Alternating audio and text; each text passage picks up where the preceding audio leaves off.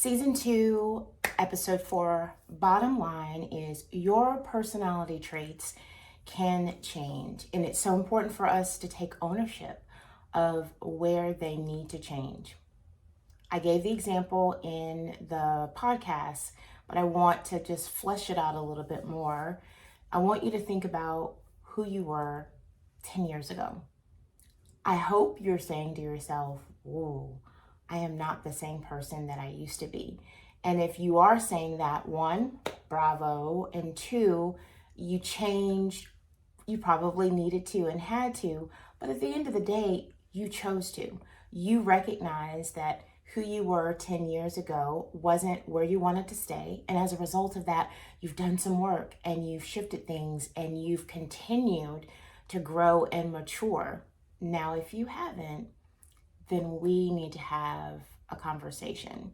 I'm going to stop and think for myself, and I'm even thinking, is there anything that I do or that I am that I was 10 years ago? And it doesn't mean that everything about us needs to change. Like, I would like to think, oh, I'm as kind as I was 10 years ago.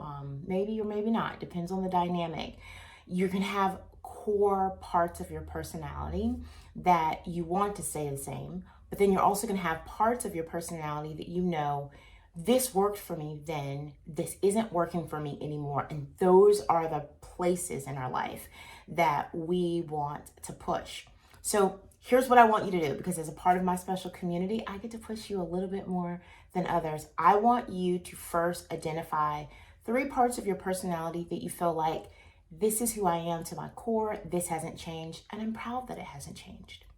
And then I want you to identify 3 personality traits: irritability, overly competitive, too passive, fragile or easily offended. 3 traits that you realize these don't always work out for me well.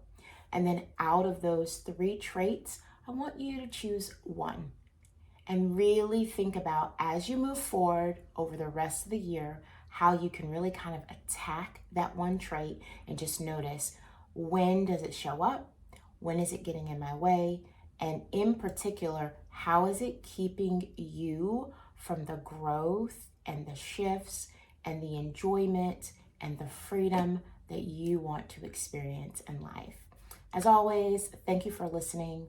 Please continue to share, because someone out there also needs to hear this message. See you soon.